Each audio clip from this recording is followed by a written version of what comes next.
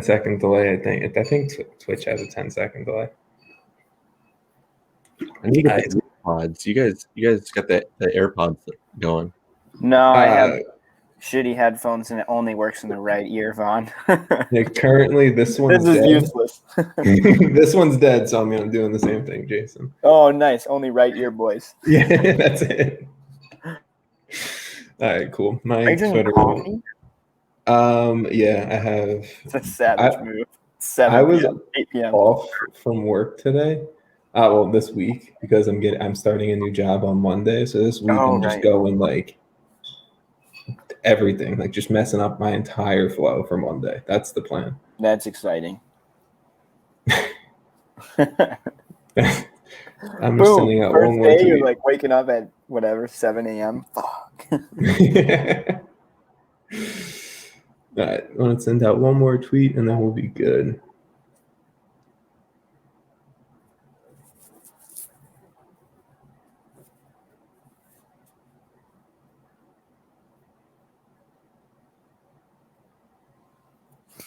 All right, cool. That should be good. Okay. I tagged you guys in a tweet. It's going to be like a really awkward, cold start that I haven't done in a while without any music. So I'm excited about that one. Like that. Yeah, just go for it, man. You're soloing. We're not gonna do that.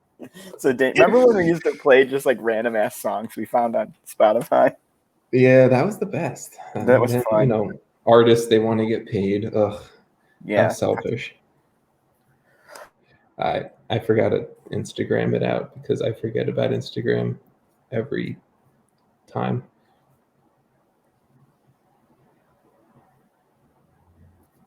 Oh no. Fuck.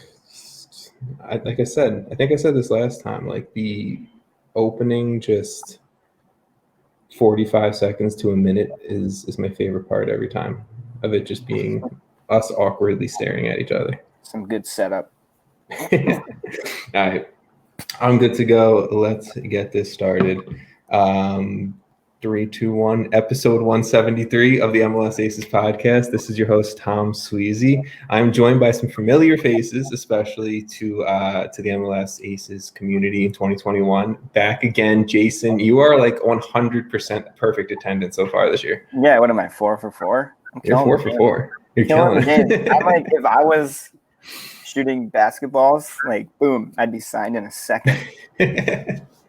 And we are also joined by Vaughn Pollman. Vaughn, you are back for another episode. How are you, bud? I'm doing great. You can just call me Vaughn Sam Nelson Pollman. Just Vaughn Sam Nelson. Okay. What happens if you take my spot? Ooh. JB. Well, we are back. It's been a busy week of U.S. soccer, U.S. news, between MLS, between the U.S. women's national team, men's national team, players going abroad, loans, CBAs. It's been a lot. So I kind of want to start off with a little bit of the headline news, especially of today, that being the CBA negotiations. We went through a whole timeline last time, so listeners, if you want to kind of get an understanding of where we are present day with that, then go and listen to last episode. But kind of to catch things up from the end of the timeline we talked about last time to today, there's been an extension. So the lockout didn't happen last week like we talked about. There has been an extension to today, so Thursday at, I think it was 8 p.m. Eastern time, so 12 minutes ago as of recording. I'll throw that out there for the listeners. Major League Soccer came out with a message today to Twitter, to social media, whatever it may be, that there's going to be another 24-hour extension to this. So come 11:59 p.m. Eastern time on February 5th, that is when the deal has to go through between the Players Association and between Major League Soccer. This has me a little bit interested because to me, in my brain, this means that a deal is somewhat close, because why would you extend it just 24 hours after already a previous extension? Vaughn, I saw you nod. What are you thinking about this? I mean, what was really nice that I think I saw Sam Stejskal was reporting that it seems like some of the players are getting some of the concessions that they were fighting for. So, I see that there's at least an attempt to avoid a lockout, right? Like at this point, if the league was intending to just lock out, it would have happened tonight at midnight, right? Yes. So the good thing is that the 24-hour extension means something's actually happening, something's in the works, and I think the vibe once they had that like hardline stance of no, come next Thursday there will be a lockout. We've already voted. Like agree to the terms, or what's happening.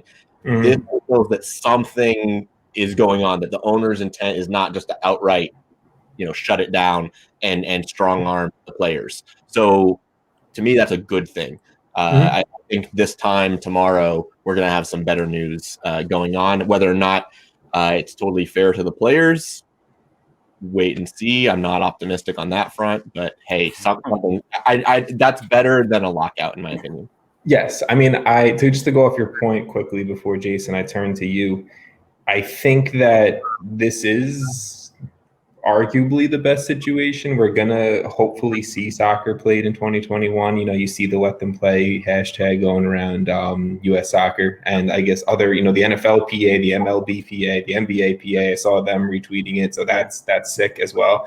I think this is good news. And I have seen Sam and Paul, constantly writing about this, constantly tweeting about this, that the players are going to be potentially, again, this is all speculation, all report, that the players are going to be getting some of the things that they've been fighting for and wanting, and they should clearly deserve it. The only, I guess, counter to that is I am seeing reports that this means that the next CBA deal is going to be after the 2026 World Cup, but that the players are going to get some more financial stuff up front, maybe some more better terms come free agency, whatever it may be. Jason, kind of, what are you feeling about the situation? Just because it's big right now. Yeah, so I feel like you guys maybe are a bit more optimistic than I am. Like I also saw that NBA PA put out their own statement about it, like you're saying. And to me, and like the let them play hashtag and stuff, like to me, they're getting a lot of pressure, and I feel like that is ultimately what's putting pressure on these owners to play. Like, I don't feel like the owners are that invested in it or care that much. And that's just like my own personal feeling. Like, I could be dead wrong, but like the way I'm looking at it is like they're just kind of doing whatever at their own pace and like, oh, we'll just push it back another day. And like maybe that's just a really negative way to look at it. But to me, it feels like the players are like, we need this, we want this, we want this. And they should have, a lot of the things that they're asking for. But I think there's added pressure now based on like the public and like the other players associations, like you're saying, MLB, NBA, NFL, like that are stepping in. That's like, hey, we're seeing this too. Like the players deserve like their rightful, their rights, I guess. So I don't know. I don't know if it's necessarily like I'm super negative about it, them coming to a conclusion, but I don't know. I feel like they're not coming to a conclusion based on what's necessarily like the right way to go about it. And more so, it's just like there's so much pressure for them to play at this point. I mean, I think that's fair. I don't know how much these owners really care. I think, like you said, Jason, maybe it's more outside pressure. Maybe it's pressure from fans creating this let them play hashtag. Maybe it's pressure from other players associations speaking up. Maybe it's even seeing that the future of this league could potentially go a little bit downhill in the next few years if we continue to see this trend of, players leaving to kind of go on loan, or you're only getting loan deals into the league because of this big question mark of, are they going to play in 2021? When are they going to play in 2021? Yeah. It's crazy. I think that if you're an owner, if you're a fan, if you're a coach, a player, whatever it may be, you have to realize that the best possible option for the league, for the player, for everybody is to play games. And, you have to obviously, again, we talked about this last time, kind of have some balances with what the league wants, with what the Players Association wants, and what's best for the player. Again, I said this last time, personally, I'm siding with the players. I always think that the players are the ones putting, a bunch of the energy and time and effort into the game. And they deserve their rights, but you also have to understand that Major League Soccer is a business, and the business needs money to run. So it's this year too, like they're risking a lot. They're risking their lives potentially and their families' lives. So there's even more that they're risking here. So exactly. The part for me that also is like weird in the whole situation is that it became like a PR battle, right? Yeah. And they always come down to that, but I don't think there's any labor negotiation in any major sports league where the league is going to like win the PR battle, right? Mm-hmm. Like if they're winning the PR battle, they're giving away the farm, right? Like, yeah. So to me, it seems like they're going about this in a really strange way, and it's like it's so much more open out in the open than I feel like when the NBA had their lockout. It was like, I don't know, it just feels really upfront. I don't know why. I also feel like Major League Soccer, like the fan base is like way more personable, or not personable, way more like, I guess, more of like a local connection with the fans, with the ownership, with the team, with the players. Like you don't really get that as much with other professional sporting leagues within the United States. And I feel like maybe that's why it's like the fans are almost like feeling the pain too in other categories, So it's an interesting situation. I mean, that's all I really have. Hopefully we get a deal done, Vaughn, like you said. Hopefully by this time tomorrow, everyone listening to this is like, you idiots, like we're good, we're done. We're playing soccer. We got what we wanted. Hopefully Exactly. So if you guys have anything else you want to say about the negotiations, we can kind of go into some of the sick player moves that we've seen that I kind of hinted at with the different loan types deals. of negotiations. Yeah. Well, the player moves. So there's been a lot of players coming in and leaving Major League Soccer, mainly on loan deals, kind of hinting at what we talked about. But I'm not going to have you guys pick which move you want to talk about just because we have a lot of moves and a lot of important ones to mention. But let's talk about the first one. This one isn't a loan deal. This one probably is one of the longest ongoing negotiations we've seen. FC Dallas, they sell another right back over to a European team. Brian Reynolds, he's officially going from FC Dallas to Roma. I think I saw a reported $6.5 million sale, and that could possibly jump up to like 11 million. Again, if certain things come out on that. I think Tom Bogert first reported that, and Tom has been all over this transfer saga between Brian Reynolds, Juve, Roma, Club Brugge, whoever else has been interested in him. But Jason, I'm going to turn to you first. Brian Reynolds to Roma, in my mind, huge deal. That is a mind-blowing deal. The numbers mind-blowing. What did you think when you first saw the offer come through, or this all just like shot up, I feel, in the last couple months. Mm-hmm. And I mean, Brian Reynolds, he's played 27 games, not counting postseason. So with postseason, it's 29 total for Dallas, and he started 17 of them with the postseason. Mm-hmm. And it just like, it really kind of caught me off guard when this was all happening at the beginning. And then I like started reading more, but I just love looking at his like transfer market page and seeing, August of 2020, $275,000 worth. And then it's like sold to Roma for over $6 million. It's mind blowing to me how fast his rise was. And I think Roma's like a great team for him to go to. They're a team that is in a good competition. Usually it fluctuates between whether they get Champions League or not. Sometimes they do. Maybe it's Europa League. But he's going to have competition. And Roma's a team that will play a lot of games where I think either he starts a couple or he has opportunities to get into their lineup based on just from a sheer amount of games that they're going to be playing. Mm-hmm. So I don't know. I think overall it's an awesome move, and I'm really hyped for him. But I'm excited to see him at Roma because like he shot up so fast. I feel like I haven't truly been able to watch this kid grow. We have a brand new 6'3" right wing back playing for Roma. I mean, that's sick. But Vaughn, I'll go to you.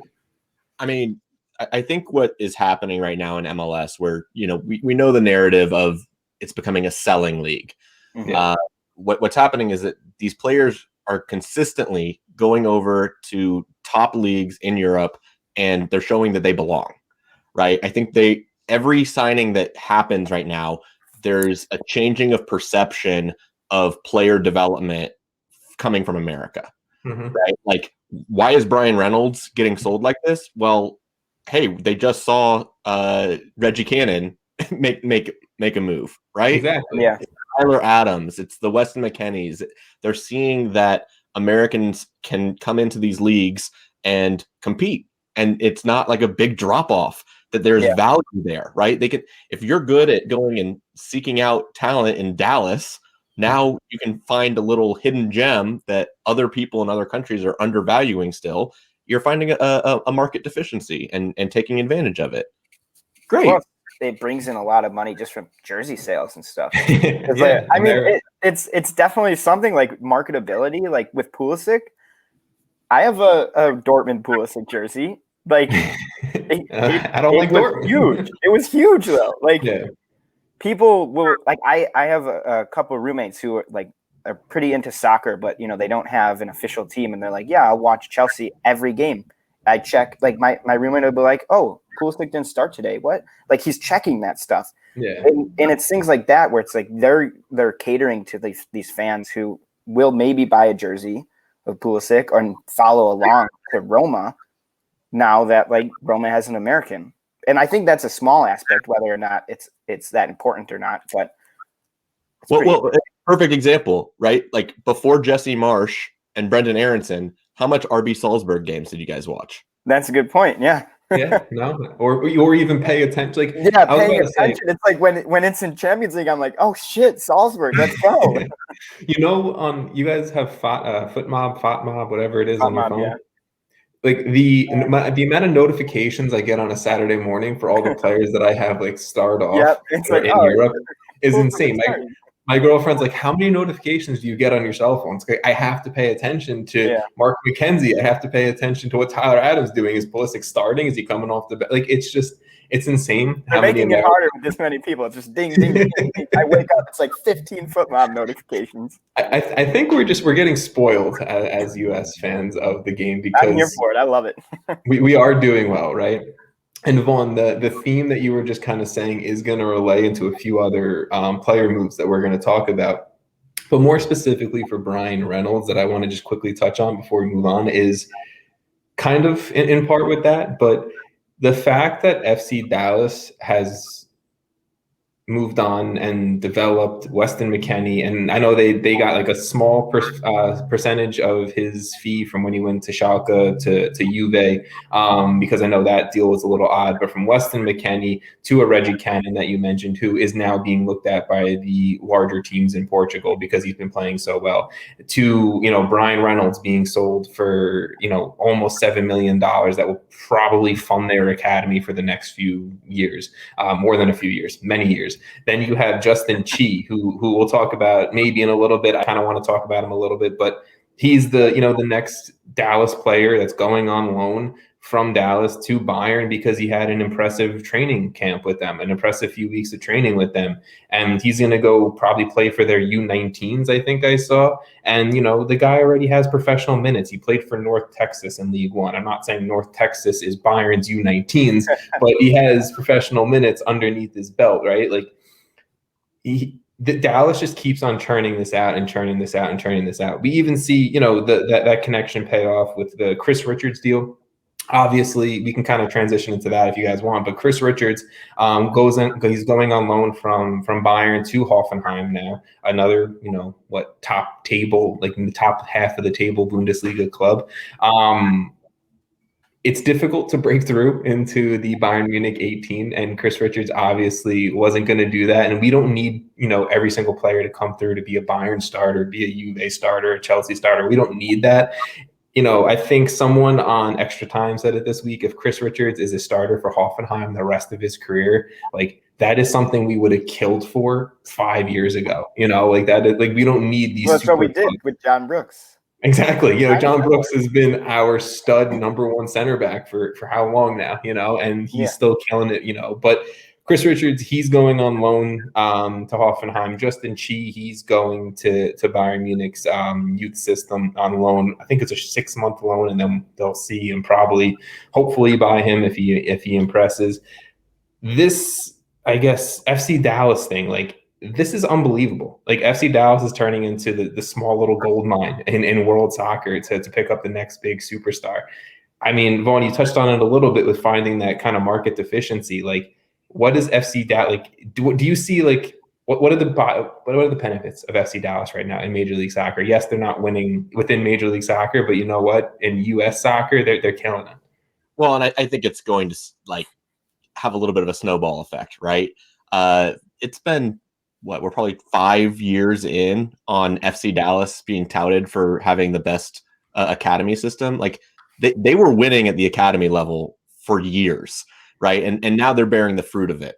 Hold. Derek Etienne Jr. told me he's never lost to Dallas's academy system when he was with the Red Bulls. That's another perfect example. Yes, right? yes. Like, which are the teams that have really set the bar from that standpoint, right? The development side, you've had the Red Bulls have a lot of people coming out of their system. It was FC Dallas for a long time. RSL, I think RSL is going to reap some of that, and we've seen it with Philadelphia Union, right? Like, those are the ones recently. Yeah. So I think that also we're seeing, if teams put the investment into development, into training facilities, and they come up with their system, they're starting to bear the fruit of that, right? Like that's the future of the league. And I've talked about this before. There's people that talk about MLS and they're corrupt and it's this big bad monster.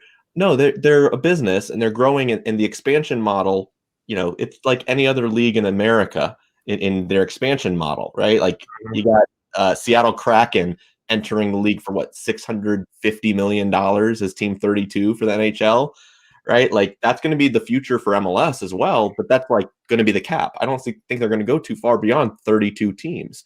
So the teams recognize that to generate revenue, to compete globally, they're going to have to sell players. That's going to have to be a revenue stream for all of these teams. And the good thing, like I said, is now they're starting to establish, no, MLS players have value in the global market. I didn't mention it earlier, but maybe Alphonso Davies was the one that really paved the way, right? Like, we've got a former MLS left wing back that he's world best 11. Like, come on. The only good thing the Whitecaps have done in the past 10 years, I mean, like, let's be real. Like, I always want to give credit to the Whitecaps because clearly his development from the Whitecaps Academy to the time he spent on the Whitecaps 2 to the Whitecaps and everything like that is completely part of his development. The Whitecaps developed Alphonso Davies, but he's also a diamond in the rough. Like, you're not gonna, the Whitecaps aren't developing 10 Alphonso Davies to come through their system. It's like, you don't, MLS isn't developing world best 11 players. We got one, and that's awesome. That's unbelievable. I love Alphonso Davies, but I don't know how much I'm going to credit the Whitecaps for saying he's a best 11 player, in FIFA, in UEFA. He was probably going to be that good. But I think paved the way for other players. Yes, MLS can give you that. Okay, they're good. Like, if this was the level that Alphonso Davies was at 19 in MLS, then they can see other 19, 20-year-old kids that are getting starts and making MLS best 11s. Hey, maybe that's somebody we should be scouting. Yeah, no, 100%. And I can agree with that.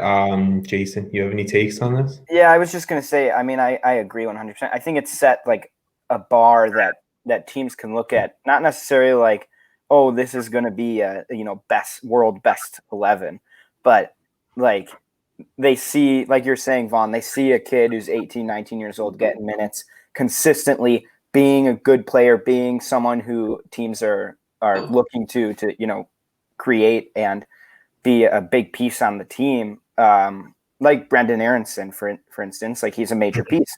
And they're like, okay, this is sort of what he has, the makeup of a player who could come to Europe and really be a solid player. So I don't know. I think that's like it's just like the bar for what's possible to come. Well, and you also have, like, for example, where the value of the players isn't just cut off because they're getting like the Europe discount, right? Yeah. Like now you can have a bidding war over a player going to Europe. It's not just, hey, I got a $1.5 million, $2 million transfer offer. That's the best we're going to get. Let's send him off. No, they're actually able to negotiate for better transfers, and that wasn't the case even 2-3 years ago. Yeah, I definitely agree. It's just something that it's created this like avenue, and even like I think it was Mourinho said it a couple weeks ago where he was like, "There's scouts looking at MLS. There's people with their eyes on North America who are seeing this talent come over." Like a Weston McKennie, even like Weston McKennie is performing well at Juventus. Like, I think anyone can see that and be like, "Whoa, this is legit." Like, this is someone who is producing for a top team in Europe, a team that's playing Champions League minutes, Champions League games, a team that's fighting for a title, and there's just like that threshold, basically. That's what we're seeing a lot of. Oh, so what else? I guess we can move on to another one since Tom dropped out. Tom, do you want to talk about Daryl Dike? Yeah, let's talk about Dike. Okay. What are your thoughts? You go for it. Oh, okay. I'll go for it. So Dike, like, I think it's pretty amazing, right? He just went over to Barnsley on loan. Is there an option to buy? I wasn't sure on that. Yeah, well, I think it was originally rumored at like 20 million, and they're like 20 million. Yeah, Barnsley doesn't got that money, but I mean, Barnsley's like a mid-table championship side currently, and so I don't think they're really going to be fighting for promotion. But I think, from a sense, like Dike could get a decent amount of time there. Like, I fully expect him to start some of these games, and I fully expect him to play some of these games.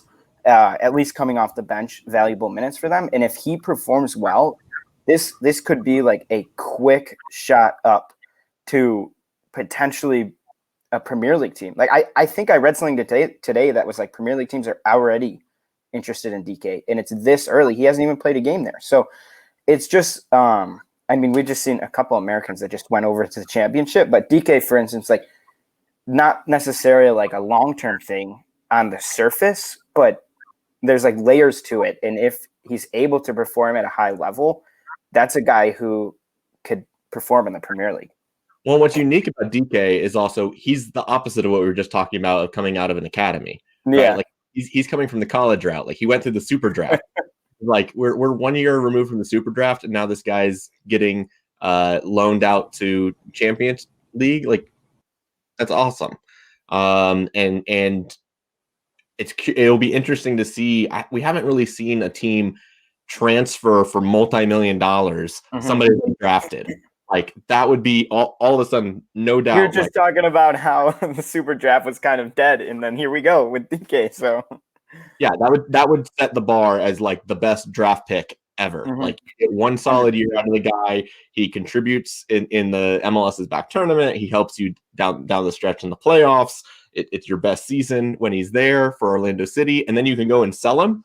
Like that'd be incredible. And if that is something that's a way that maybe the super draft will still be continued to be propped up. They'll say, no, there are those guys that are still there. Diamonds in the rough, basically. Do you think Daryl Dike is like a striker for the U.S. men's national team? Is he going to be our next Josie? I almost feel like this is a bad answer, but I almost feel like it's too early to say, right? Like we just saw a year, right, at Orlando, but the guy's going to the championship. I want to see him in that competition. And then I want to see where his loan goes, right? So whether or not he's at Barnsley long-term, I could see a path for him where he's performing at a decently high level in a relegated team from the Premier League who's going to fight to go back is going to sign him then. Or a Premier League team signs him. And then it's like now he's a legit conversation to be starting for the U.S. And, I mean, I wouldn't be upset about it. I think he definitely has that route that he's at this point in his career. He's one where I'm more excited about from like our number 9s that I think has a very high potential. I'm going to just give the listeners a little, I lost audio and everything for a hot minute. I'm guessing that was Daryl Dike? Yeah, that was. Love it. Okay. $20 million buyout for Barnsley. I love that. It's not going to happen, but I wish it would. I'll let you guys, whatever you were going with, I don't want to interrupt too much.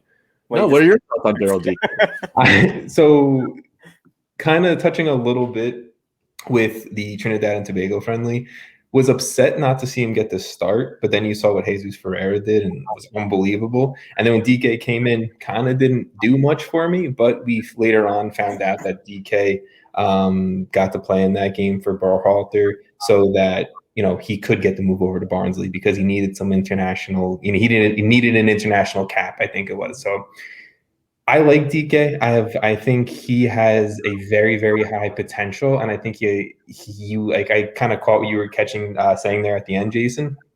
He has the potential to be part of this group for the next number 9 between Sargent, Soto, Giacchini, Ferreira, whoever the hell you want to mention really for that 9 conversation.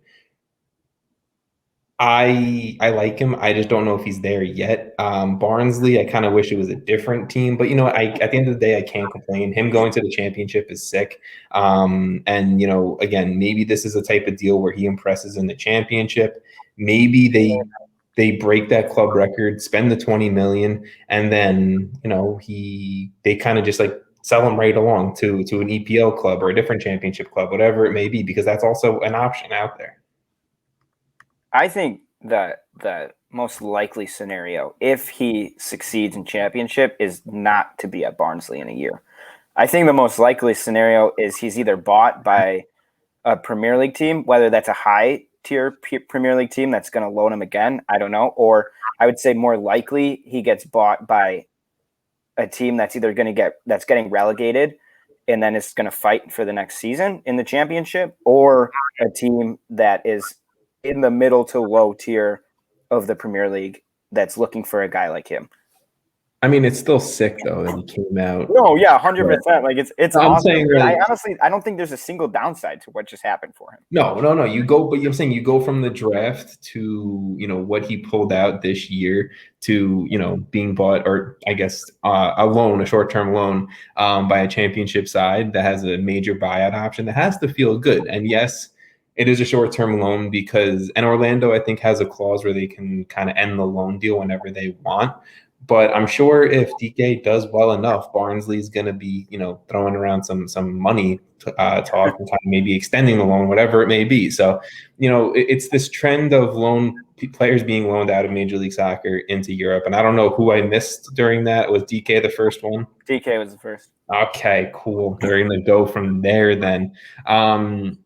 Dike being one of those guys, Paul Arriola, another one that officially got confirmed. I don't want to dive too much in on this because we've talked a lot of Paul Arriola, Jordan Morris going to Swansea. I think Paul kind of fits in better at Swansea than Jordan does, but I have a hot take about this. Let's go. Swansea bought the 2 wrong guys. This is a super hot take. I think Sam Vines would have been perfect for that role that they bought Jordan Morris for. That left wing back that can go upfield, come back. I think it would have been perfect. Jordan Morris did sub in at striker, though. That's fair. But what we were talking, yeah, that's fair. I mean, if he's going to start at striker, that's fine. But yeah. I think Sam Vines is perfect for their left side. Swansea, come give me a call. We'll make it. We'll talk about that Trinidad game in a little bit, but I'm a big Sam Vines guy right now. I might be the top Sam Vines. I'm driving the train at this point.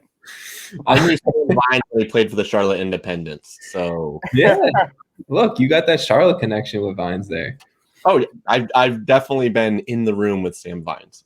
So. Okay, you're driving the train. I'm just the guy who hopped on and is like, let's fucking go. Like, I got high energy on the train. Jason's giving instructions while you're driving. That's it. Let's talk about Brian Rodriguez, because this one a little interesting to me. LAFC have loaned out Brian Rodriguez to Segunda Division. If you guys don't know, the Spanish Second Division club UD Almeida. My question, and to whoever wants to take this one, is why? Why them? Do you guys have any answer for that? Because I don't.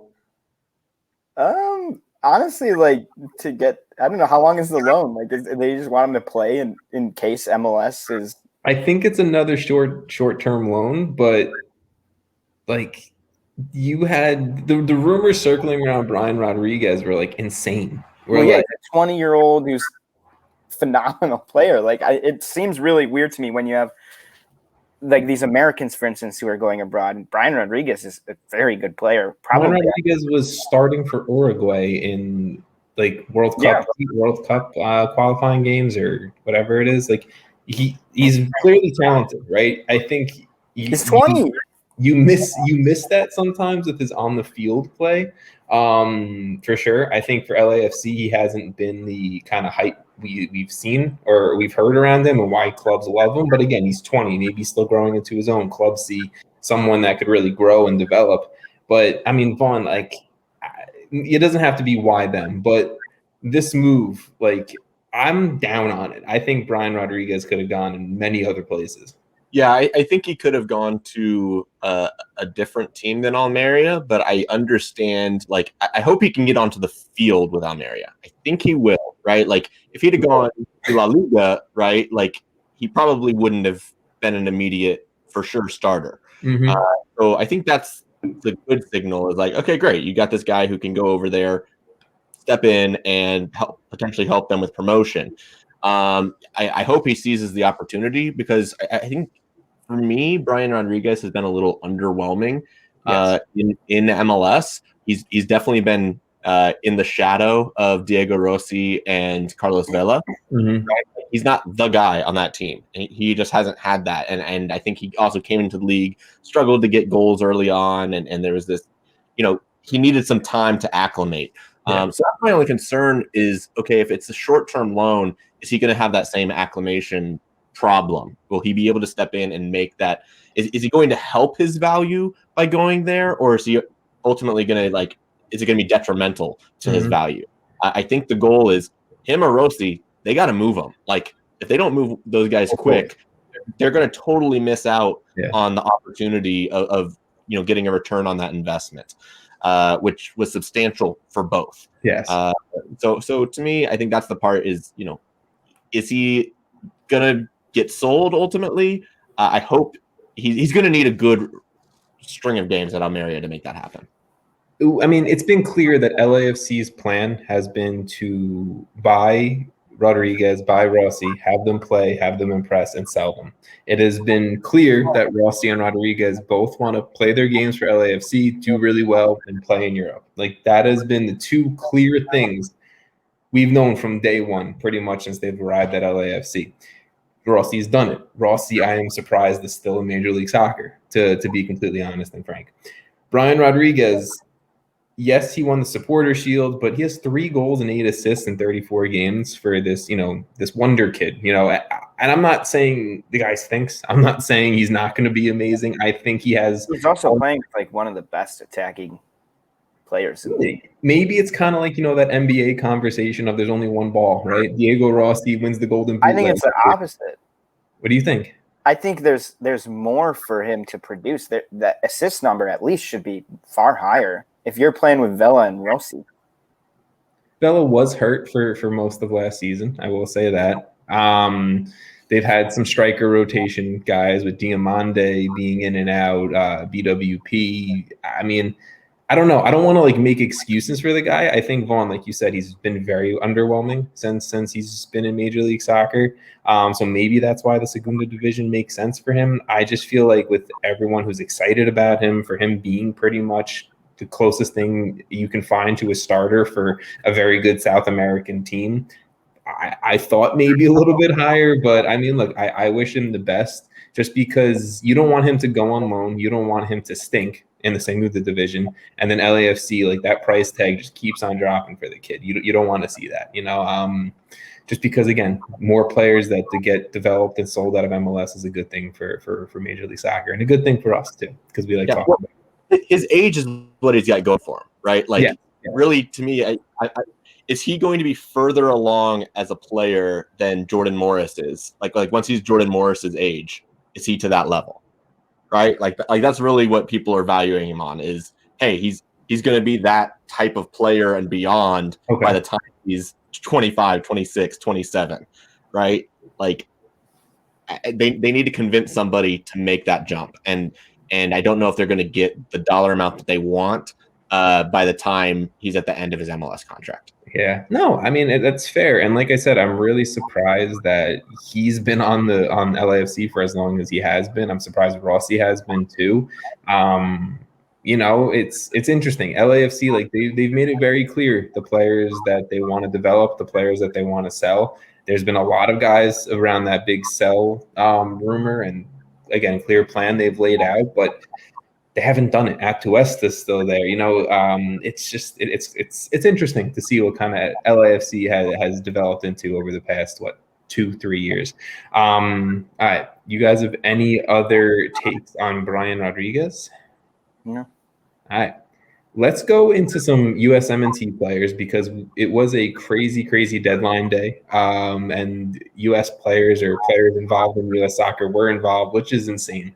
DeAndre Yedlin. I want to talk about this one because I'm a big Yedlin fan. I love DeAndre Yedlin from the time he was with the Sounders to his move to Tottenham, the loan deal the loan deal to Newcastle, then buying him out. He wins the championship. Now he's he was a starter for Newcastle, getting a pretty good run of games as of late, but then apparently Newcastle forgot to register him for the second half of the season. So the sale was just pretty much inevitable.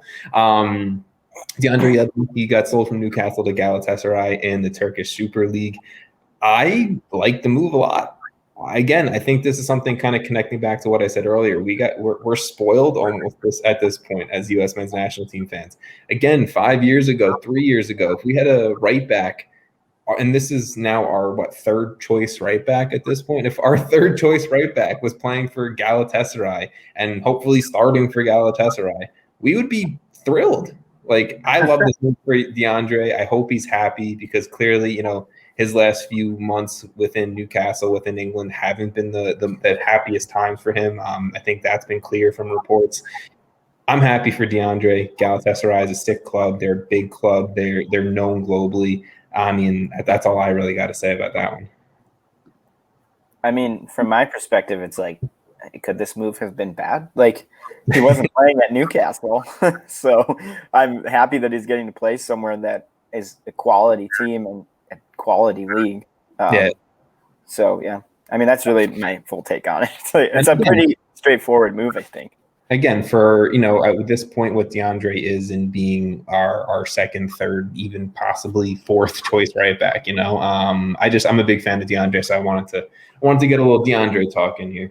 Mm-hmm. All right, cool. Let's move on. And quickly, just because I know we have this question in the Twitch chat. How do you think Brian Reynolds will do in Europe? We touched on it a little bit earlier, but we haven't really touched on how we think he'll do. We said we like the move. So I personally think Brian Reynolds, again, 6'3" right wing back. He was a converted right winger to a fullback at this point.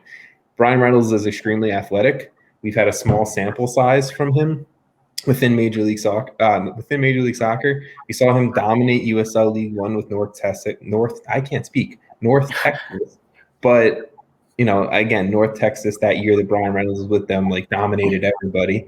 I like his game, and I think his style fits in well with Roma, fits in well with Italy, and if he starts, which I think he possibly could, I think he could be starting for a Champions League team, and then that's sick. I mean, I don't know. Do you guys have any predictions on how well you think he'll do?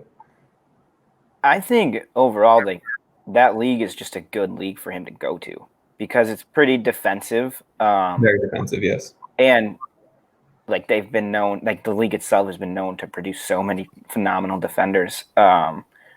Plus, the competition is pretty high, especially right now. So I really see him, if he is starting games, his value and his ability could just shoot up exponentially. And I don't know if he's going to be starting games right away, but I think he has, like you said, I think he has like the skills to potentially be. Let's hope he does start games right away. Yeah. Well, I think it's a position, I think there's a reason that there's also a lot of outside backs and wing backs that are going from MLS to these leagues in Europe, right? I think those skills translate. As long as you have the speed and the strength to deal with 1v1 situations, not getting caught with the ball getting behind you, as long as you're quick in your decision making and you're smart in your positioning and can pass the ball and be part of that passing network, it's a position that it's not like there's a big difference between a right back or a right wing back in America versus Italy or Spain, right? Like it's not like a huge change. Whereas you've got tons of different styles of number 10s. You've got number 8s and number 6s that are all different strengths and weaknesses. I think a right back and a right wing back, they have very defined roles and very specific things they need to be good at. And I think Brian Reynolds can do that in Europe. So yeah, I think as long as he gets on the field and gets minutes, he can be successful. Absolutely. Okay, there we go. That is a listener question we just threw in the middle of the show. I like that. If you have any questions in the chat, throw them in there. Well, if they're good, we'll answer them. Mention it. This one I want to mention really quickly, unless you guys have some mind-blowing take on it, please let me know. But Tyler Boyd, the one-time switch from New Zealand, the guy we were all excited about. I think he had a goal or a brace in his debut. He's going on loan from Besiktas to Sivasspor in the Turkish Super League. So, U.S. men's national team players are taking over Turkey. But I just pretty much, Besiktas hasn't been his place where he's really found form, and he kind of got out of the USMNT picture. I like Tyler Boyd. I think he could be useful, especially maybe in some depth pieces for the USMNT. I hope he finds his form. So that's all I really have to say is I hope this loan deal can really have him and help him find his form.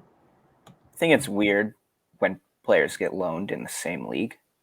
Interleague loan. My whole take on it. I think it's just strange. But yeah, I don't know. This could be good for him. I think within 2 years we'll see Tyler Boyd in MLS. I mean, I'm here for it. I know FC Cincinnati's here for it too, so they've been poking that tree. That's what I'm saying. That his name's already being floated around there, and he's fighting for minutes. And I think once he's a little bit further in his career, he's definitely a guy that's going to make that shift.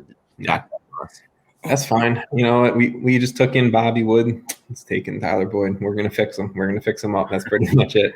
Cool. The last move that I really want to touch on, unless you guys see a move on our notes that you really want to get onto, is more of a lack of a move, to say the least. Is just the whole rumor mill around Aaron Long, right? It was a year ago, 2 years ago, we heard the big thing about Aaron Long. The Red Bulls turned down a loan to purchase deal for Southampton. I think it was, it was a few $1 million. It was nothing mind blowing, but it was somewhat, of an exciting move, Aaron Long to a Premier League team. This transfer window, we saw the rumors of Aaron Long potentially going to Liverpool on a loan deal because of Liverpool's absolute just mess of injuries along the back line. I see your grin there, Jason. Yeah. And then, we saw Aaron Long being connected to some straight out purchase deals from championship clubs. I see this as like the Red Bulls. They clearly think they're in win now mode. I don't know where they're looking, but they clearly think they are. If you want to hang on to a back like Aaron Long, but I think they're just kind of screwing over his career at this point. The dude's 27 years old. Sell the damn player. He's only going to have very few shots at a European deal. This is it. If he's not going now, I don't think he's ever going to get a chance to go. If he's not in the front office, fucking sell me. What are you doing, Aaron? I don't know. I just feel like Red Bulls are screwing him, Vaughn. I mean, you have anything on this, or you just kind of? I don't know that they're screwing him. I don't know what conversations are happening behind closed doors. I think what I've heard is that he definitely does want to make a move to Europe. Yeah. But also I understand that they have a lot of roster rotation, and a team also can't just give up on a season and get rid of everything they've got.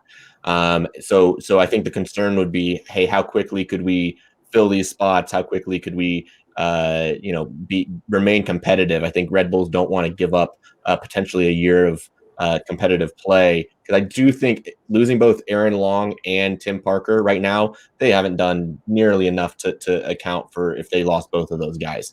So I think maybe we'll be talking differently come May, June. Maybe he's a guy that moves in the summer. I'm fine with them being bad.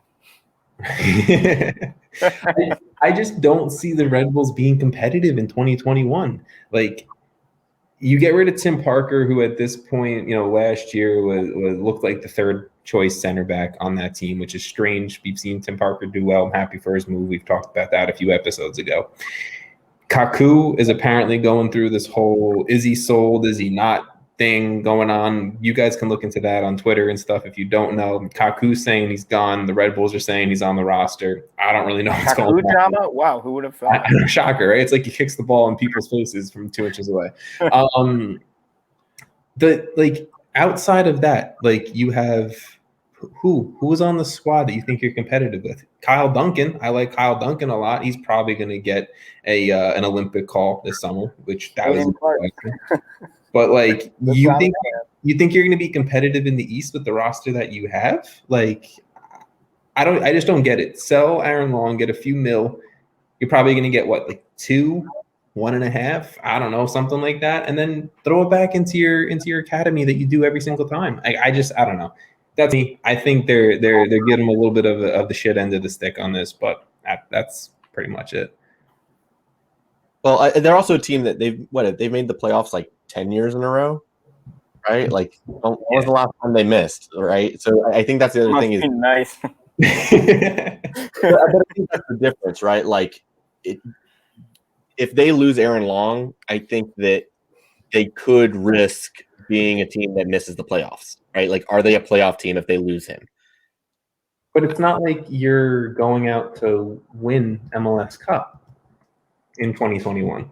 But the Red Bulls have never been a team to win MLS Cup, literally. So, you know what I mean? They're 26 years in on that failure. So, I mean, they rough.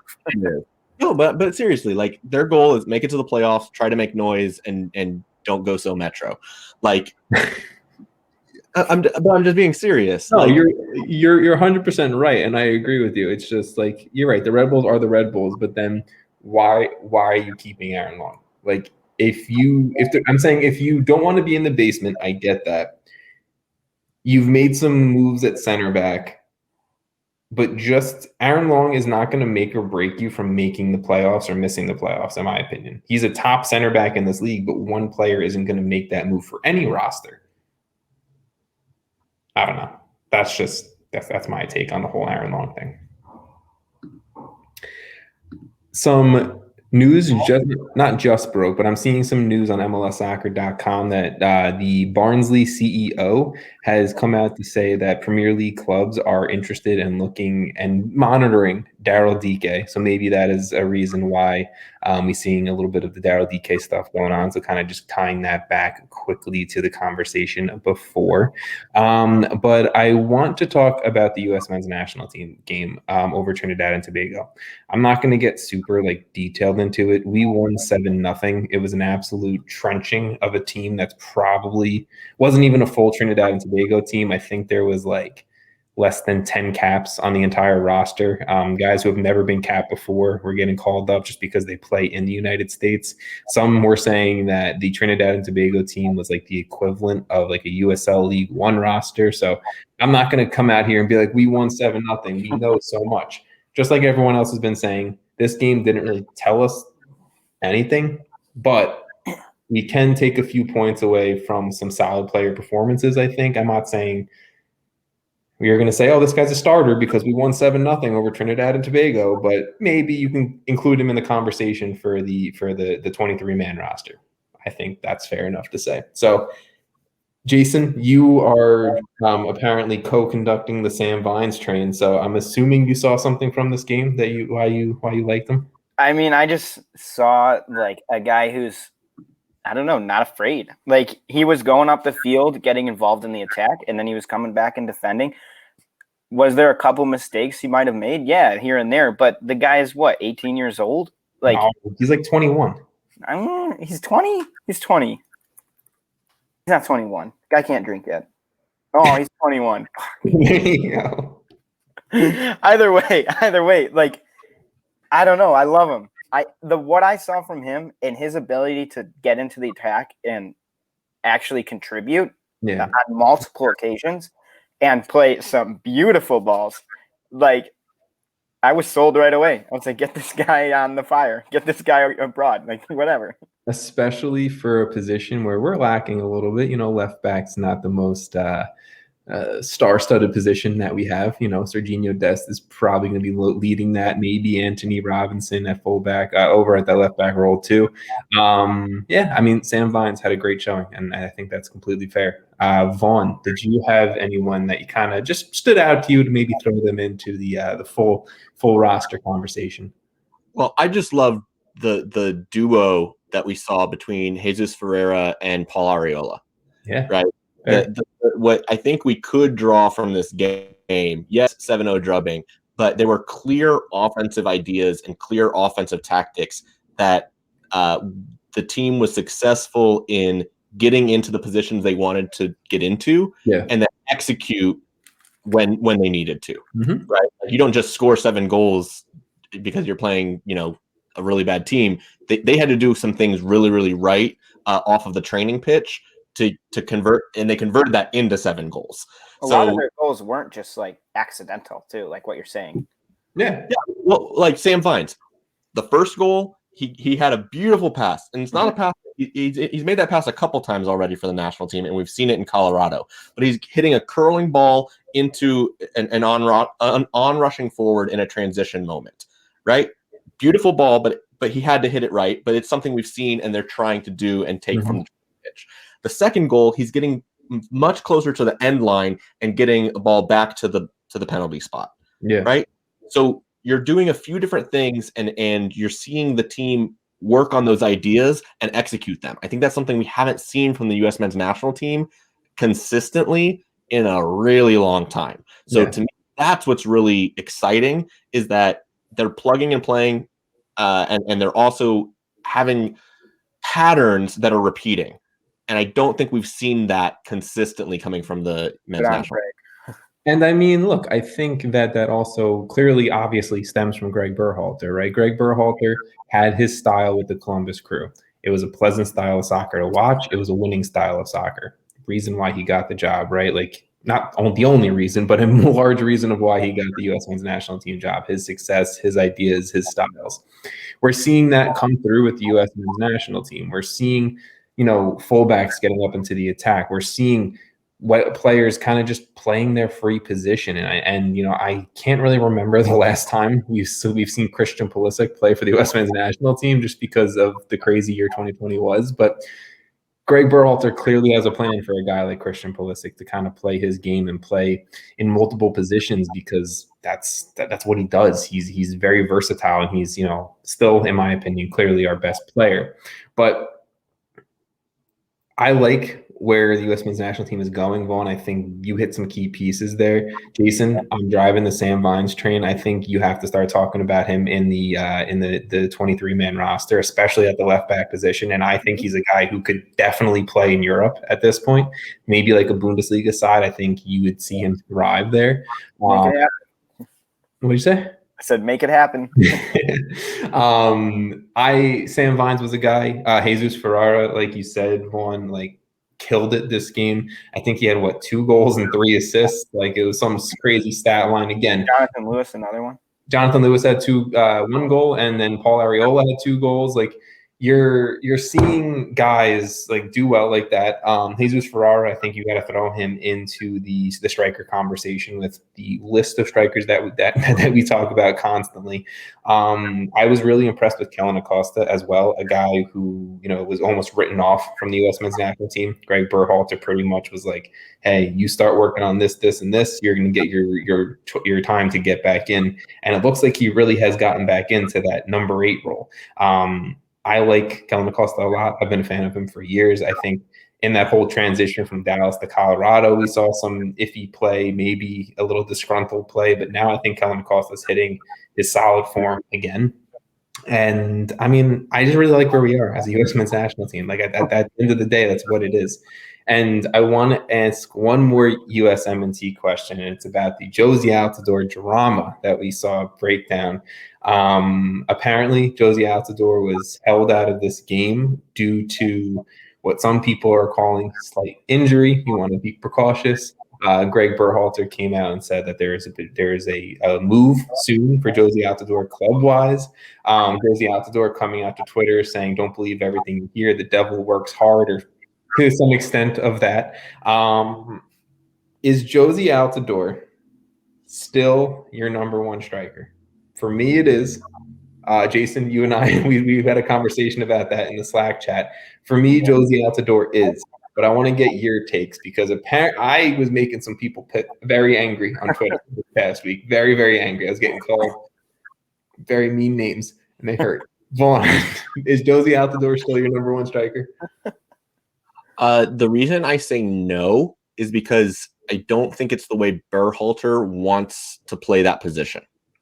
What did we see Jesus Ferreira doing in this game? Very, very successfully. He dropped in deep as a false nine.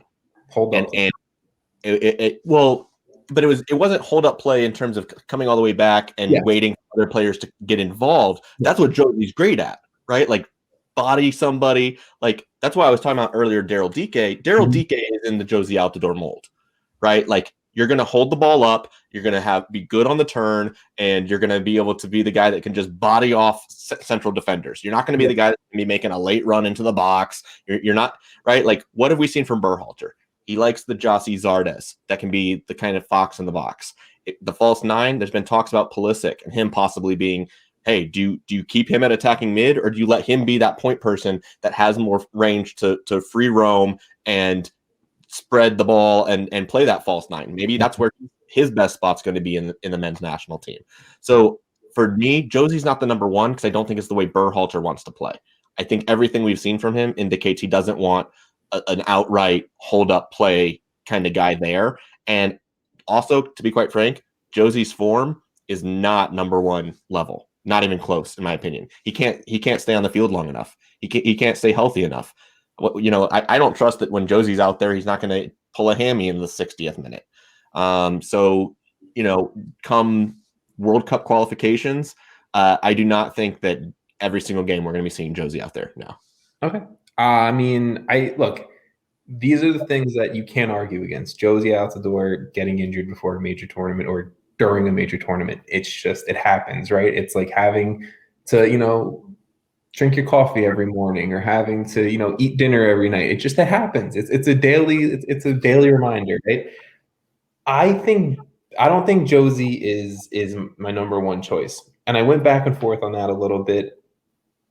I think currently he is in February 4th at 9:11 p.m. I think Jozy Altidore is my number one choice if I want to go win a game for the U.S. men's national team. And this is what I was saying on Twitter, but people, I guess maybe I wasn't being clear on Twitter. I don't know. There is a young crop of U.S. men's national team strikers that we talked about. We know the names. I'm not going through the names. That I hope after this crazy 2021 schedule that we're going to have, we're going to need Jozy. We're going to need Sebastian Soto. We're going to need Josh Sargent. We're going to need every single striker we're talking about because we have 20 plus games or some shit like that. I think Jozy's spot is right now number one, but I think come the summer, we're going to see whoever it is, Poppy, Zardes, whatever, take his spot. I still think Jozy has a place on the U.S. men's national team 23-man roster, whether that's a super sub because you want to give him 15 minutes a game, 20 minutes a game, hold up whatever type of ankle, hamstring, knee, back, shoulder injury he has. Great, fine. I'm okay with that, but he has a spot. You need a veteran on this team outside of John Brooks, who has played in a World Cup. That's my only take.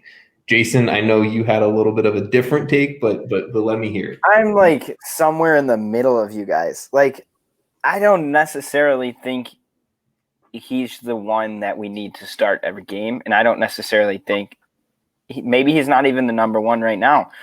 But he's a guy, I don't know. I'm so torn on this. We were talking about it too, and I don't even know what I say half the time, because every time I think about this, I'm like, who would I rather have currently than Josie? And honestly, Josh Sargent? No, not at the moment. I would not rather have Josh Sargent. The only other player that I would honestly say I want starting over Josie in a must-win game tomorrow is Giassi Zardes.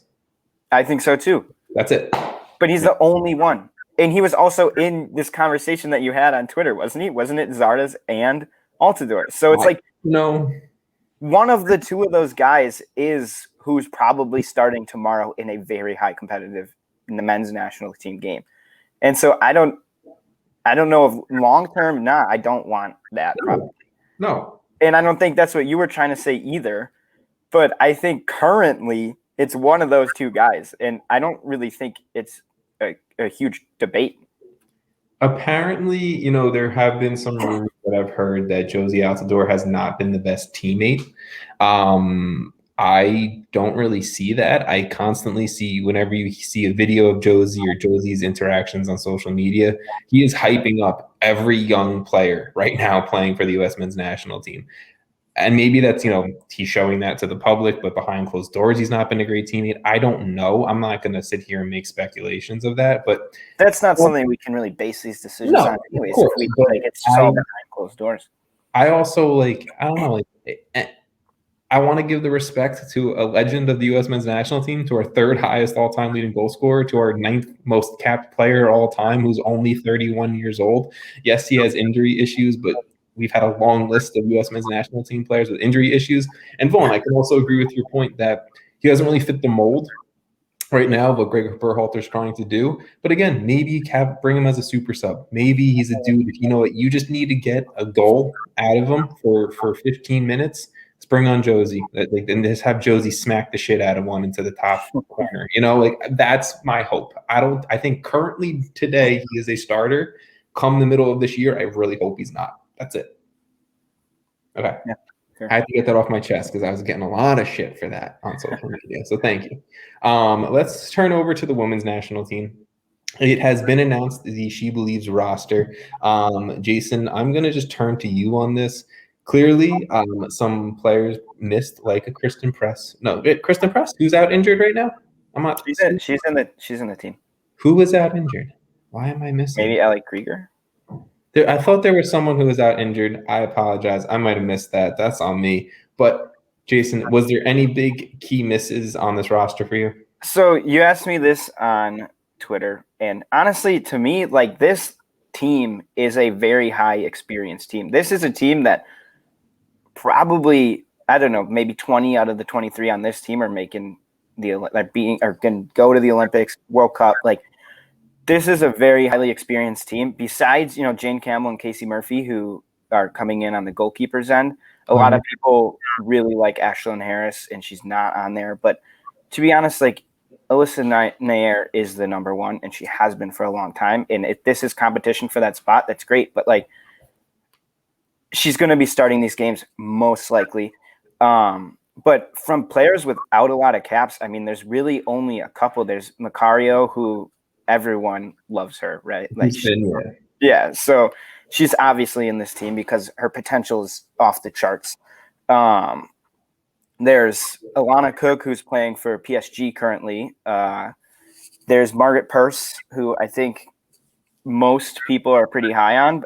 It's interesting she's listed as a defender. Personally, I like her as an attacker, but at this point, it looks like the defensive route for her is the only route for her to have success. So, I mean, that's what it is. And then there's Sophia Smith, who I have been high on for a long time since, the draft a season ago. And then obviously we didn't get a ton of her. She was injured a little bit. And then I just think those players with low caps are some of the people who are sort of expected to be great and expected to really be part of this next major generation for them.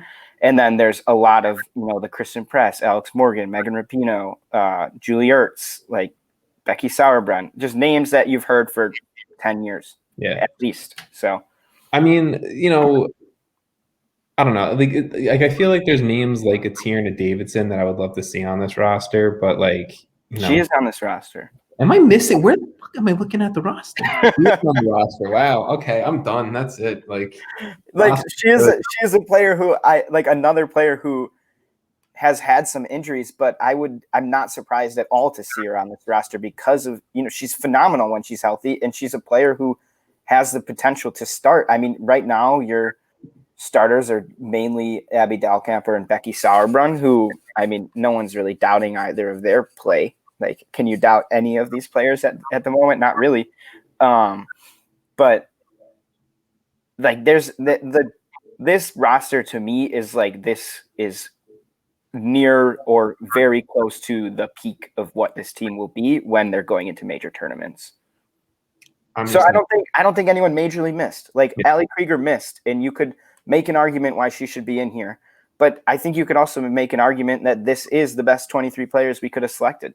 I just think people are big fans of Allie Krieger. I think so too. And Ashlyn Harris. People love them. And like, that's great, but I don't know. I'm not super upset with them missing, because I think that the team that I'm looking at right now is awesome. I mean, it's a bummer that Mal Pugh is a training player and not in the roster officially.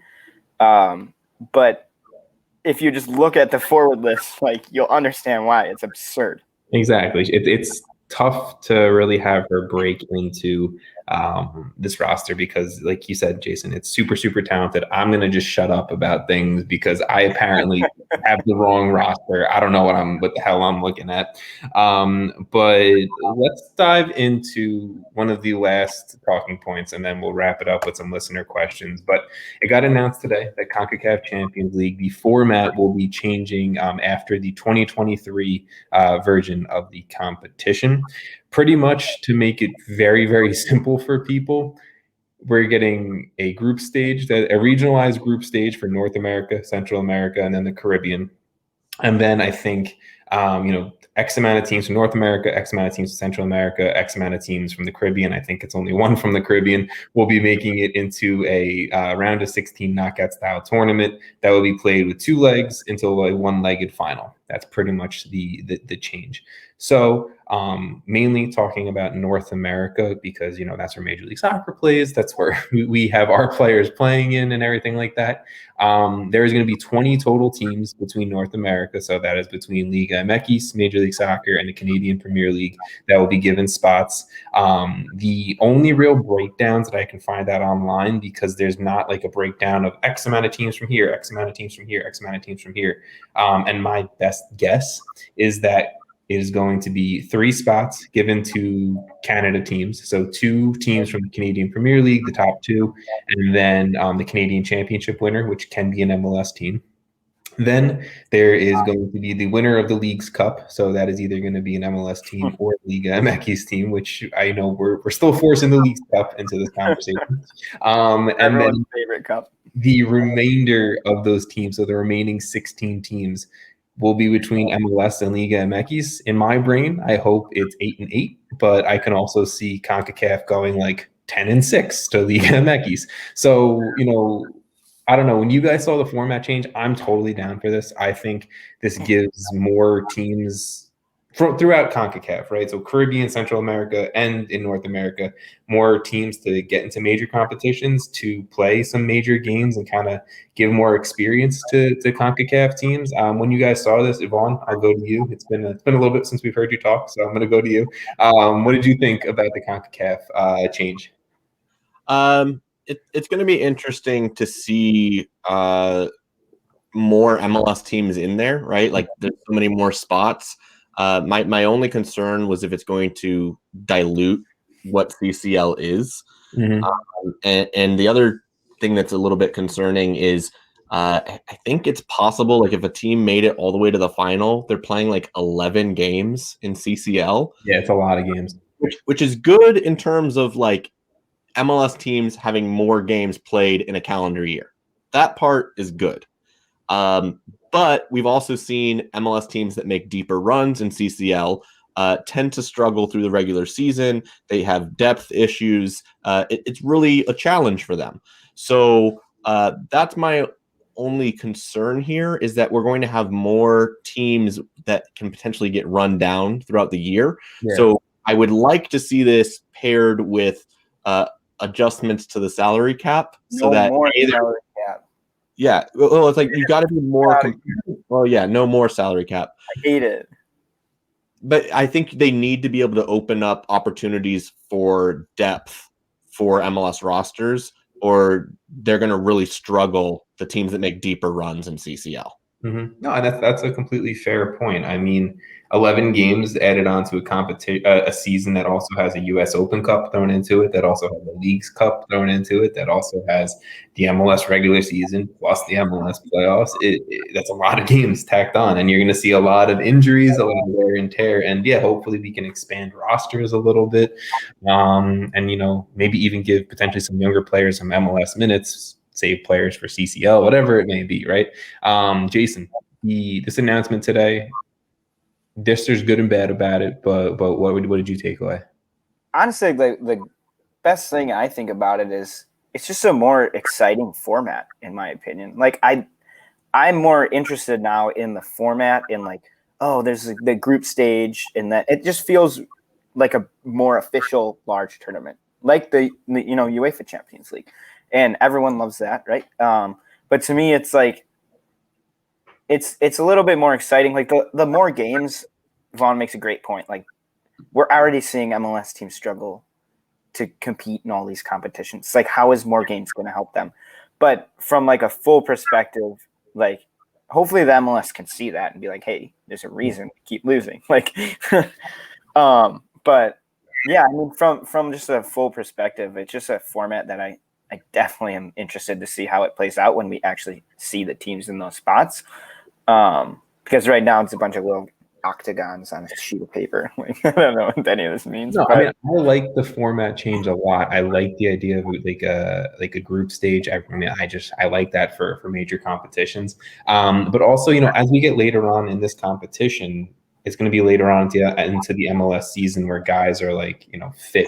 So maybe that is also a benefit of it, where like, you're not playing these important games in pretty much preseason first 2 weeks of the season.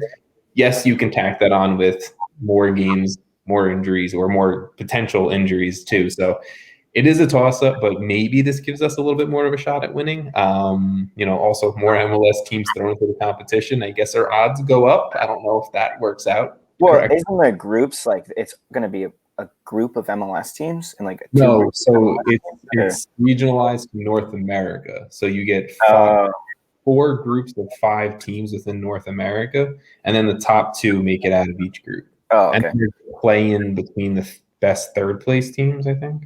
Yeah, it was like the 3 best third place teams. Yeah.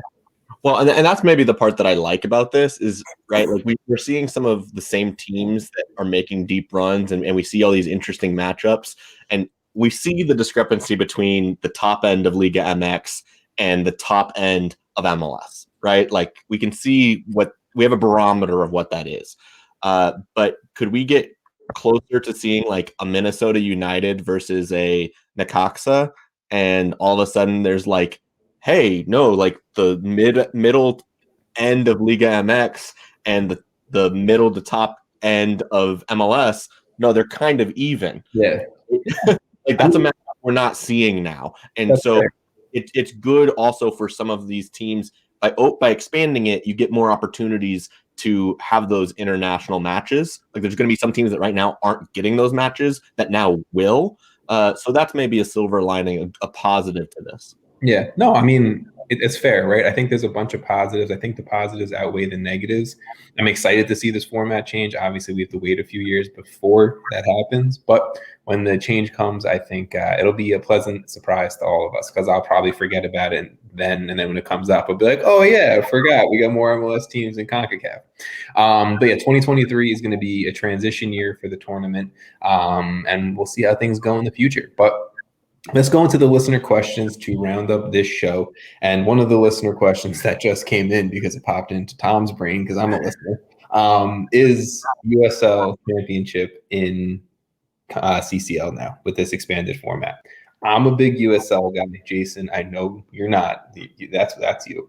I know you're not. I know El Paso broke your heart. I'm sorry about that. They hurt me so bad. We could have had such a good relationship. I know you pay attention to USL, right? You're not like the biggest follower, right? So maybe I'll do a little bit more talking here, but USL Championship, it came out today during this whole announcement that USL Championship will not have an automatic spot into CCL.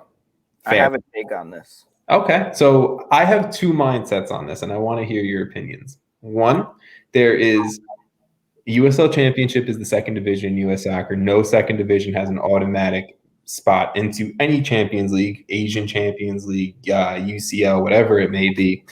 And that should be it. The only way they get in is if they win the country's club competition. For us, US Open Cup, and that is how they get in.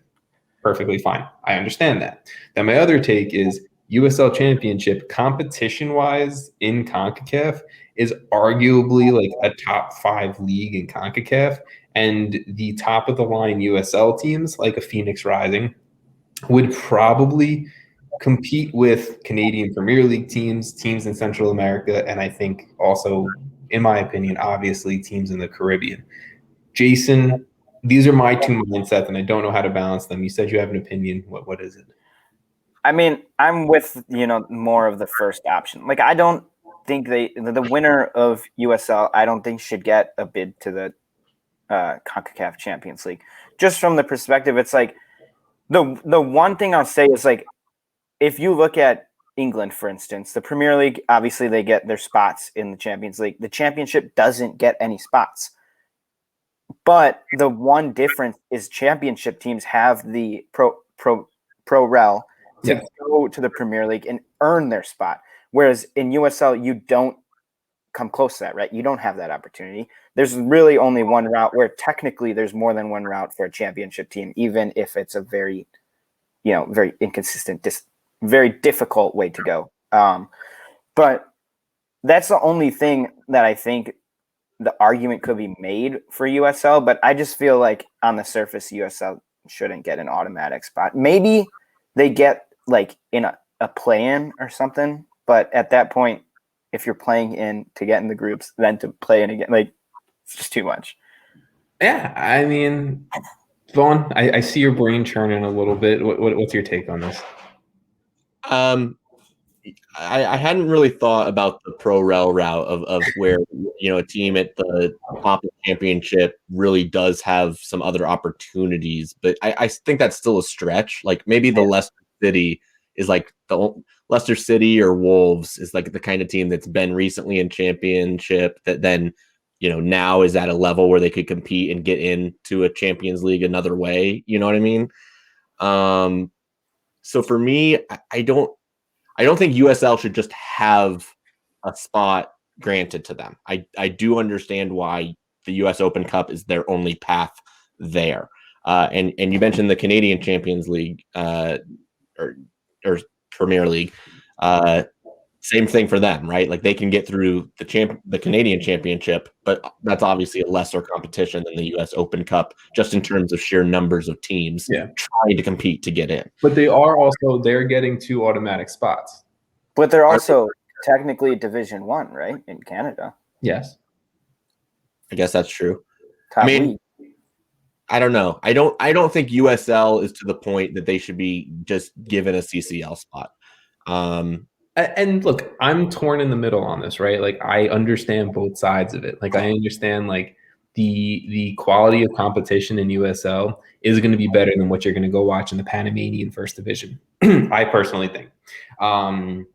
But again, it's second division. It's kind of keeping that system in place, and I understand that too. So I just think it's an interesting conversation. I personally would like to see USL maybe get like a play-in. I think it would be cool. I don't disagree that the competition is there. I just don't think it's like it's still Division 2. Yeah. That's the issue that I have with it.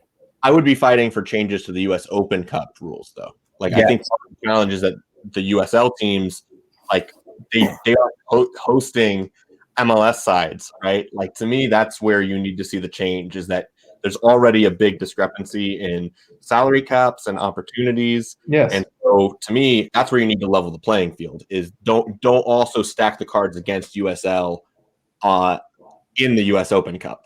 Like that. I would love to have an entire episode breaking down like how our ideal US Open Cup would look, because all the ideas I have in my brain. Maybe we do that soon. I'm down for that. But the US Open Cup needs to change for sure to allow some of, lower league teams a fair shot as well, because sending, I don't even know. I can't think of one. Richmond Kickers to go play DC United at DC. Oh, the drive up to DC, then go play a game, then drive back down, and you're already like lower competition, right? So I don't know. It's just I saw Mitch Hildebrandt destroy my hopes and dreams. So like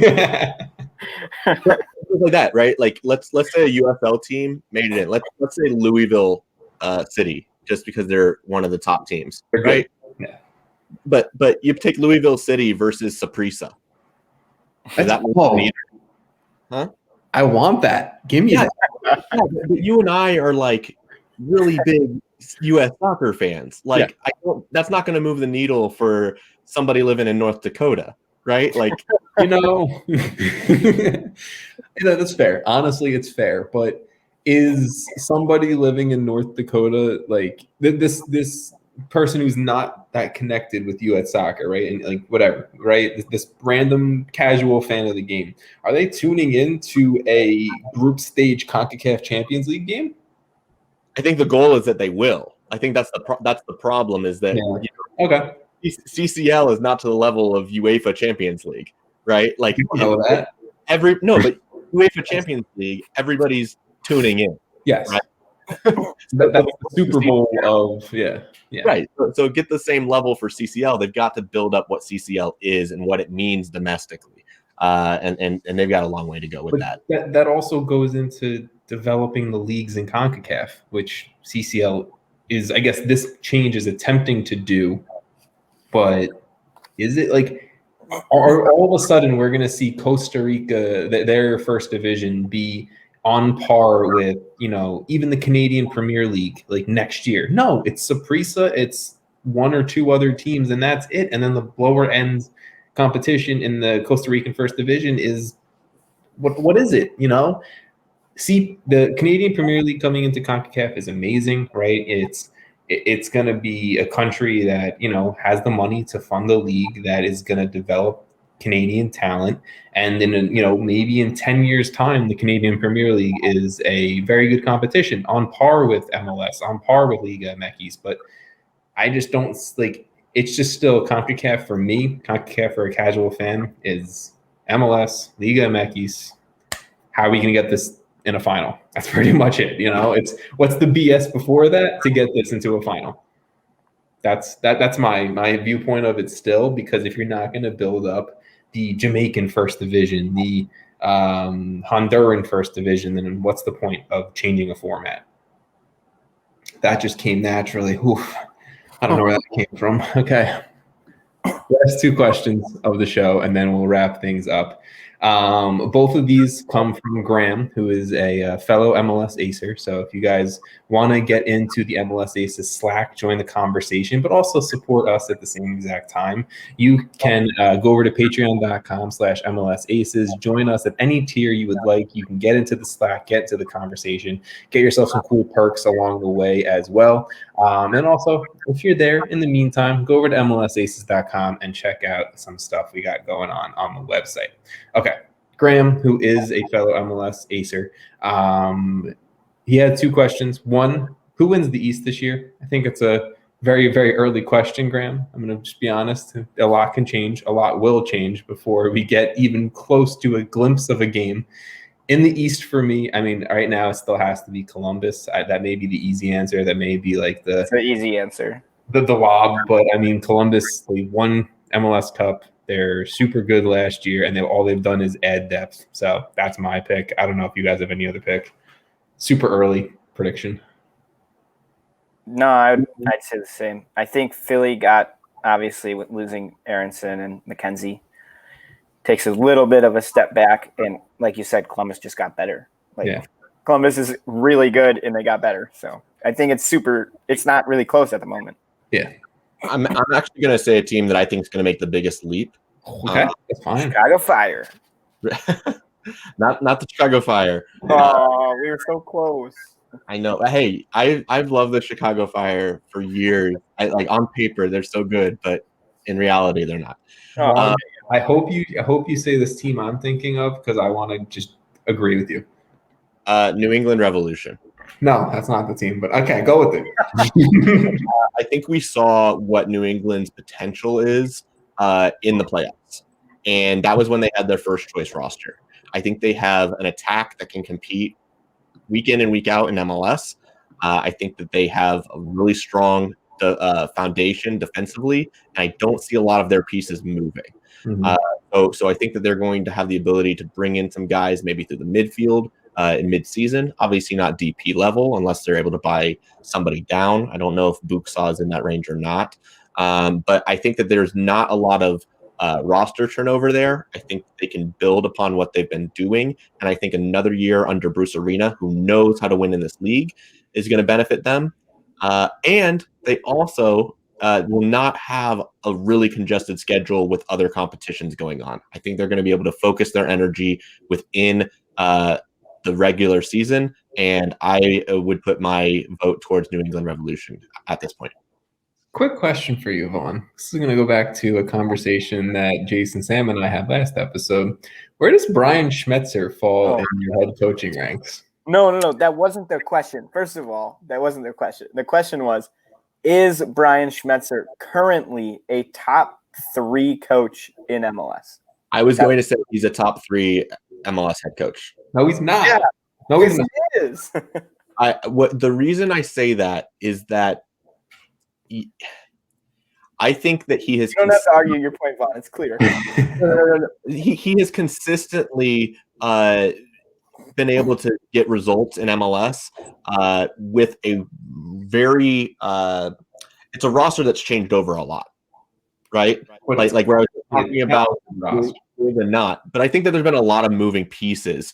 Right, like there's been Jovan Jones in, there's been Brad Smith. They've been able to have those guys out. Rui Diaz wasn't there forever, right? Like it used to be the Clint Dempsey, Obafemi Martins, and granted that was a little bit. Obafemi was before him, but I think that what he's able to motivate his team to do and get them ready for the playoffs consistently, and also tactically execute. At the end of the day, he gets the results. Right, like to me, they are very good in regular season. They always come on strong late. Like he builds his team, gets that steamroll effect. Right, that's what I think every team strives to do is to hit their stride as they hit the playoffs. It's not an easy thing to do, and Brian Schmetzer-led teams consistently do it. So for me, he's an underrated guy. He's not a guy that is a real flashy coach. He's not going to be making a Jesse Marsh kind of move to Salzburg, but no, I think he is a very, very good MLS coach. I'm not gonna sit here and we're repeat. Not doing this again. No, we're not doing this. It's like a 30-minute conversation. One, I understand it. I respect it. He's 4 for me. That was the whole end conversation of last time. So 3-1. Last question before we get out of here, guys, and this is a very easy question, I think. Again, from Graham, will Cincinnati move out of the basement of Major League Soccer in 2021? 3, 2, 1, no. They're not better, and they were 5 points worse than the next closest team last season. Nope. Jurgen Locadia is probably gone. He didn't score a goal for them. The big former 20 million euro man. There's apparently right now rumors going around that they're signing a big striker out of Flamengo. Cool. I mean, I don't think it's the players. I mean, it is the players. The players aren't good, but I don't think it's the players as much. One person's not going to help them anyways. It doesn't matter who they sign. They could have got Papu Gomez from Atalanta, and they wouldn't have changed much. Frankie Amaya is just sitting there doing all he can with, like a cup and a piece of string. That's pretty much what he's trying to do, in my opinion. But Cincinnati, sorry, fans. You guys are going to be probably worse than the league once again. That's it. Okay, guys. Thank you for listening to this episode of the MLS Aces podcast. It has been episode 173. I enjoyed this one. Thank you guys, Jason, Vaughn. It was a great time hanging out, talking some soccer. Jason, you are at Jason Vivang on Twitter. Vaughn, if you want to give out your social media and your podcast and everything like that now, you can. Go for it. Yeah, at VI Pollman for my personal. And I've also got my podcast, 9607 MLS Pod, which is also a very similar podcast, league-wide talk, under the MLS Aces umbrella. And we're going to be working on shifting our focus to Charlotte FC content very shortly here. The largest MLS podcast in Charlotte, North Carolina. I would say the largest podcast, but I don't know the podcast community in Charlotte, North Carolina. So we're growing. There's about 20 of us. Okay, there we go. So within the top 20 largest podcasts in Charlotte, North Carolina, check this man out. All right, guys. Thank you for listening, guys. Thank you for recording with me. Peace out.